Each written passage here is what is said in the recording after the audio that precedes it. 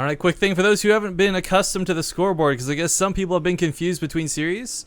Down here in the lower left next to the map, well, it's not a Major's not leading 5-0, it's 1-1. Anyways, you can always see the score displayed here: best of 5, best of 3, whatever it is, and of course the score updated as it is 1-1.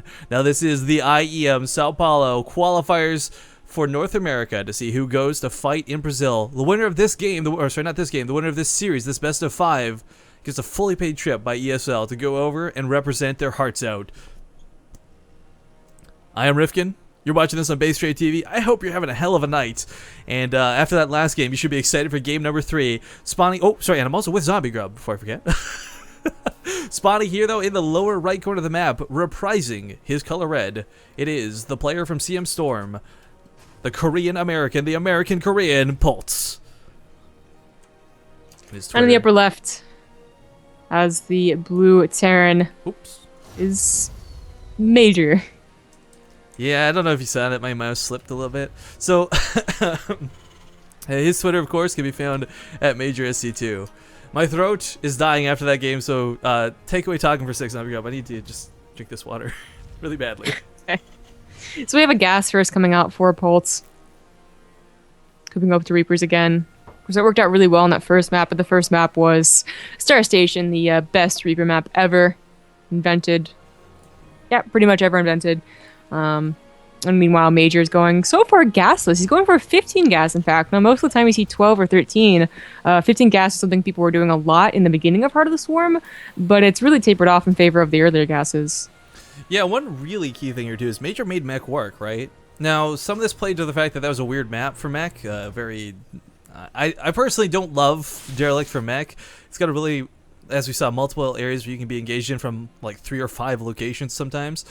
Belshear's a little bit better. There's a lot more forced chokes. There's a lot more ramps. You can get better siege tank positioning. I don't know that he would necessarily try and do it again, but it did work out really well that last game. And there's this like age-old motto: if it's not broken, don't fix it. Well, mech can still definitely work on this map too. I mean, it has a bunch of chokes and stuff that you can definitely have very good positioning. I kind of want him to see him do it again, but I'm just worried that he might change it up because, like, against Polt, you never want to keep. I mean, that's a rule too. Like, you never want to do the same thing versus Polt over and over and over. Like, you have to do something different from time to time. If he goes mech for all 4 games or all 3 games remaining, Polt might read into this. Yeah. Plus, Belshear is also.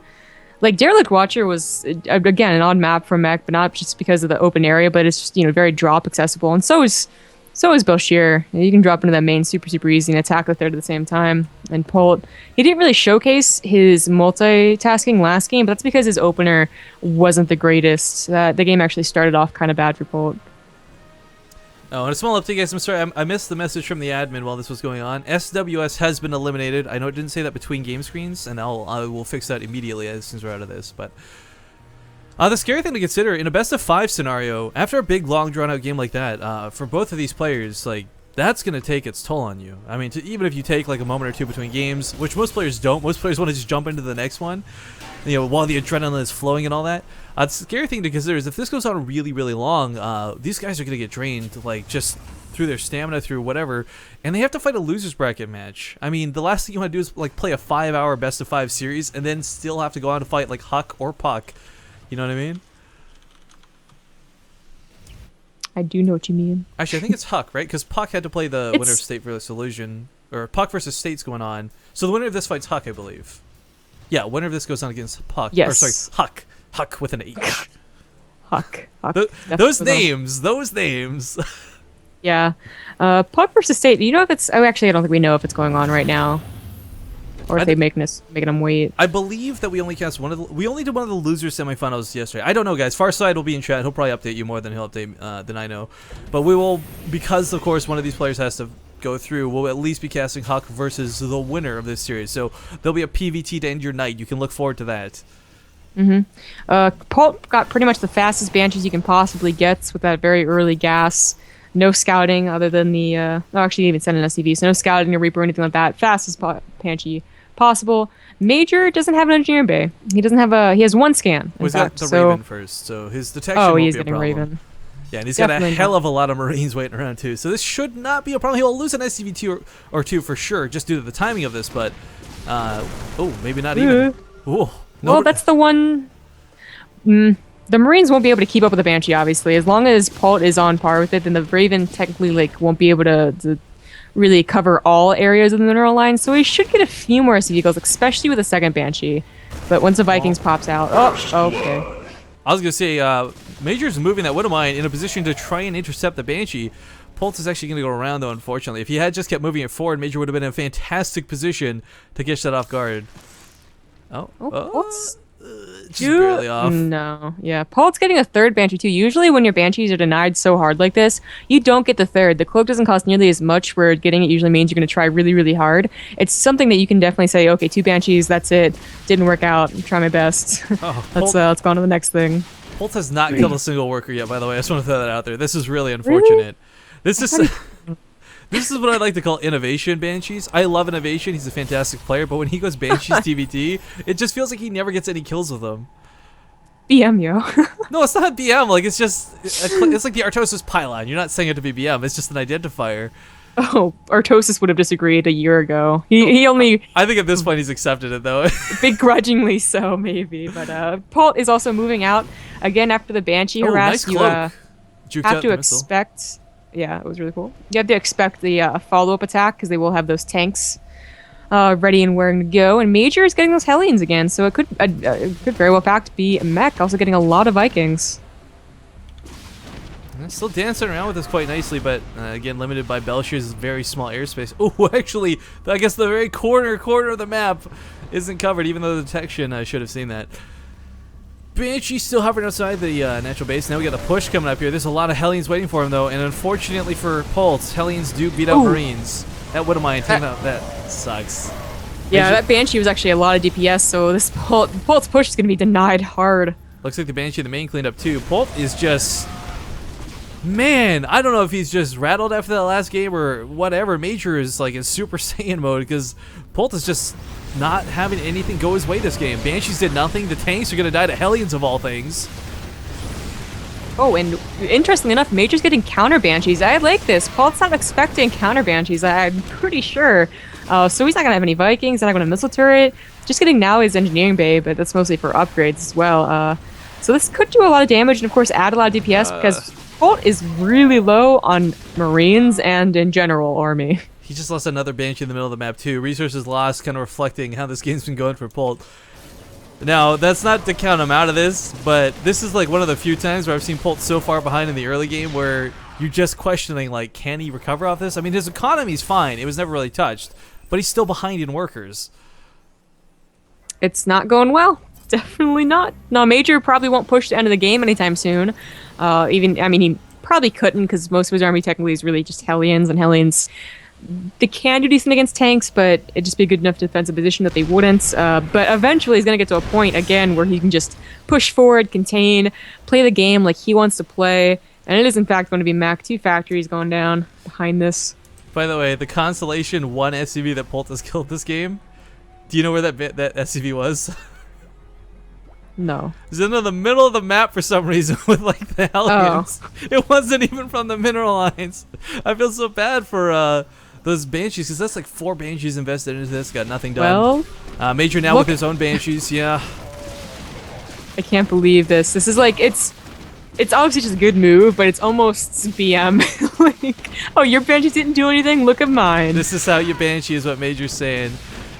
Of course, there's no real BM going on here. It's really unfortunate that this did go so poorly for Polt, but he's got his production finally up. He just finished adding on all the reactors, all the tech labs. I mean, tech is finishing up here in a short time. It's unfortunate he didn't have stim. He would have responded to this a lot of... Oh my god, is that Banshee really going to get away? And the second one will clean up the Marines. Okay, the first Banshee does die in the end, but no anti-air here means free reign. He's going to eventually kill the tank. 3 SCVs are not enough to out-heal it appears, but... He could have picked off those SCVs, I think, if he was paying a little more attention. Blue Flame coming out for Major behind this. All those Hellions from earlier still alive, although mostly damaged. And a third base being established right now. This is one of those games where if Major manages to lose this, he is going to hate himself for life. Because this isn't just like your average TBT. This is coming up against Polt. Like, this is one of the better Terrans in the world. Not to call him the best by any means, but still one of the better Terrans in existence. Major taking a third. Polt is taking his own third, though.